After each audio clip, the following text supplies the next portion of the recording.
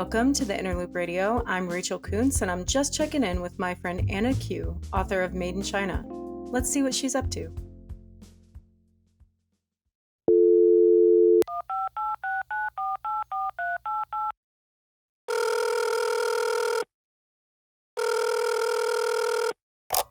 Hello. Hey, Anna, how's it going? Hello, Kuntz. It's good to hear from you. It's been so long. I know, so much has been happening. I'm so excited we're doing this call. I know. I feel like the last time we saw each other in person was at your book launch for Made in China. Yes, Is that yeah, right? I Is think that so. And I possible? think I was just crying with joy. Like I was so happy. And yeah, and I feel like that book launch was kind of crazy too, because it was between Omicron and the Delta variant. And it was just like a Hmm. small window where I had an in-person thing. But it It's really made, true. yeah, but it like meant so much to me to be in person and to see your face and all of these brilliant writers who have been around and like I've been in community with, and just to be able to celebrate that was just so momentous for me. Like I'm so glad I did it. Yeah, it was a beautiful night. It was nice to see everybody from Sarah Lawrence again after, I don't Yeah. know, almost 10 years, I guess. Yeah. A really long How time. long have we known each other, Anna? Since 2010? Okay, only Yeah, 12 11 years. years. We're Yeah, all getting 13 old. years. 13 years. I don't even know what year it is. That's Yeah. that's a sneak peek into my life.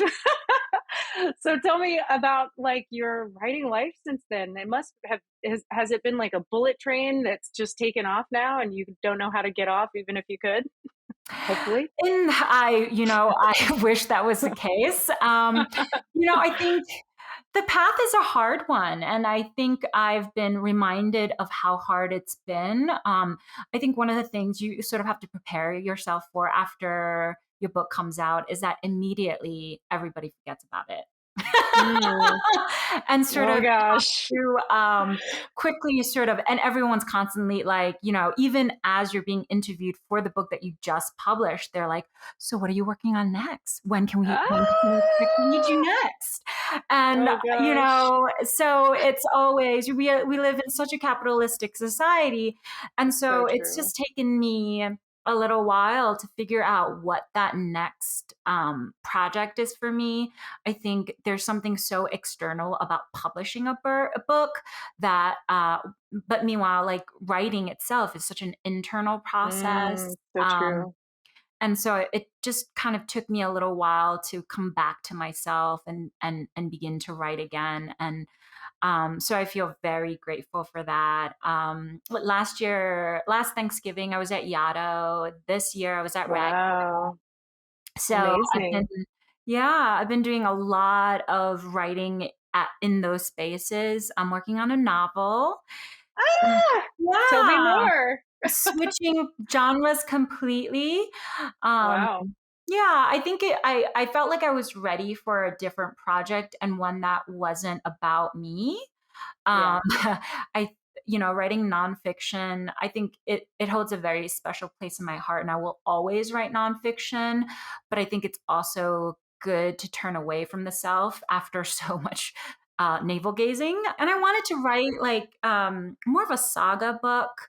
The book I'm writing now it is a transgenerational book, meaning it covers multiple generations. It's a big book versus my book, which was my memoir, which felt very small and very, in line with my life in New York. And this feels like a much bigger story. Mm. Yeah, and there's just so much more possibilities. Um, but it's also such a different experience.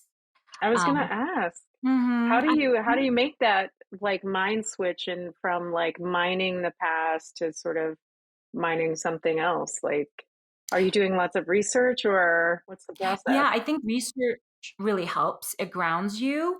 It's sort of when I first switched, it felt bewildering. It felt kind of like I needed a straitjacket because suddenly I Right. didn't have any guardrails, and Absolutely. what my imagination is going to come up with a story and that's going to sell, like that seems crazy.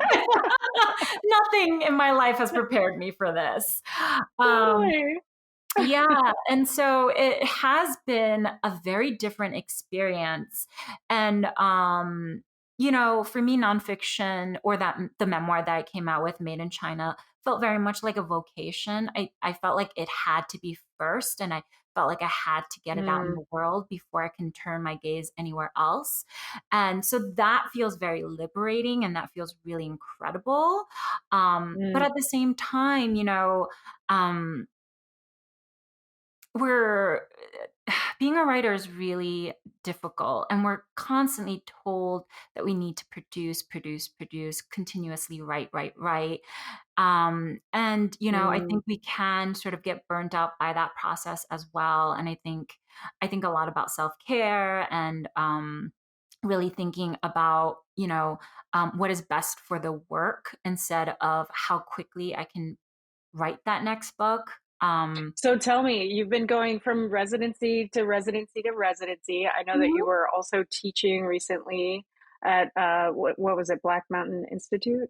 Yeah. So Anna, I have to ask, with all of this crazy stuff going on, you mentioned self-care. Like, give me an example of one thing that you do that's like not at all writing related, just to like completely disconnect your mind and like let loose so that you can then go back into deep contemplation.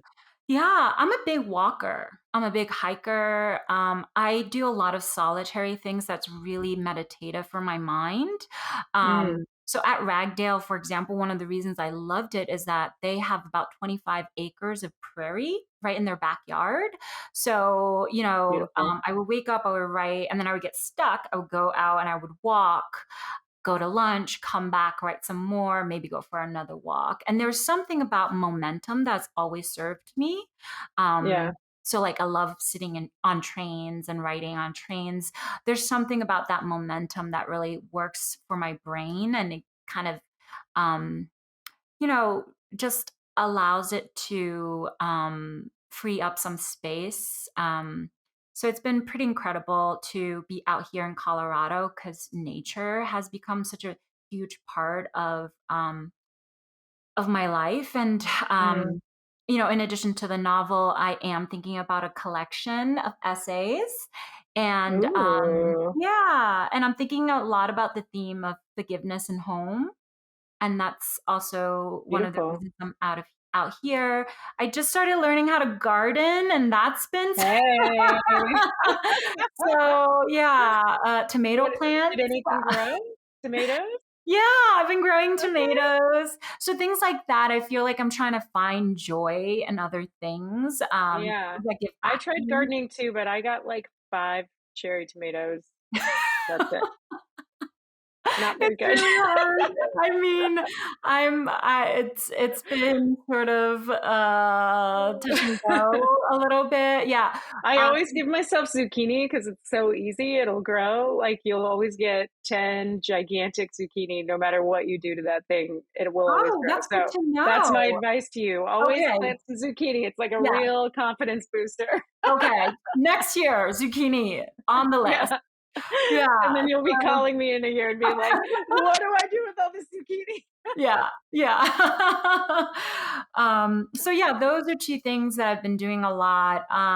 But I also I'm pretty active. Like I think exercise is really essential for my mental health. So remember Kendra, Yeah, Rachel? absolutely. She Of lives course. 2 blocks from here. We're going to yoga at 5:30. Aw, stop it. Mhm. Tell her I say hello. I will. And that was one of the reasons we moved out here. That we do have, a community established, which was really Oh, that's important so to great. me. Yeah. Yeah, and leaving New York has just been such a milestone for us. Yeah. Yeah. So tell me, any guilty pleasures like Real Housewives or partying out Oh on the my Las Vegas goodness. Strip? I watch so much Chinese soap operas. actually, Hey. which I love. I'm really into dramas. So I watch a lot of TV. Also in Colorado, I do smoke, and I think it's okay. Oh, so retro. Yeah. So yeah, just trying to, take it easy. And I think also being a writer, we are just constantly so hard on ourselves. And I'm So constantly true. trying to be kinder to myself, but, we're our harshest critics always. So that's, Well, something you were I'm always the always. most hardest working person at Sarah Lawrence. I remember you would get up and run and write and get up and run Oh and my write. And I was God. like, how is she doing that? Thank you. That's really sweet. Yeah. So Like, I think you deserve a little downtime and maybe a cigarette. Why yeah. not? Yeah. Yeah, for sure. Well, it's been so nice catching up, Anna, and I'm so glad to hear you're settling in Colorado, and maybe I can come visit soon. Yes, absolutely. Bring the whole family. We'll go on hikes. Awesome. All right. Talk to you later. Okay. Thanks for tuning in. We'll be back next week with more literary fun. Remember to subscribe so you can get inspired, get focused, and get lit on the Inner Loop Radio.